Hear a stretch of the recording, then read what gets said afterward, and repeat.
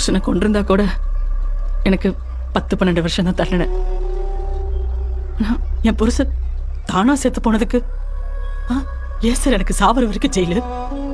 ஒரு செருப்பு இருந்து போச்சுன்னா நல்ல செருப்புக்கும் சேர்த்துதான் தண்டனை. நடு ரோடு அப்படி ரோட்ல கிடக்கிறக்கு நான் என்ன காலில் போற செருப்பா சார்? என் வாழ்க்கை இப்படி பாதியில முடிச்சு போச்சுன்னு என்னால ஏத்துக்கவே முடியலைங்க சார்.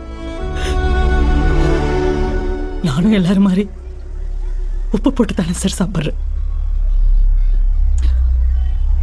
எனக்கும் எல்லாரும்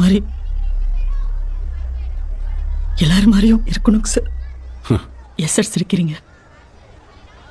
திடீர்னு நான் ரொம்ப கேவலமா தெரியுறேன்னா மறுமணமான விருப்பமான என்கிட்ட கேட்டா ஆமாண்டான்னு ஒரே வார்த்தையில் முடிச்சிருவேன். ஆனா நீங்களா இவ்வளவு பேச வேண்டியிருக்கேன்னு யோசிச்சேன்.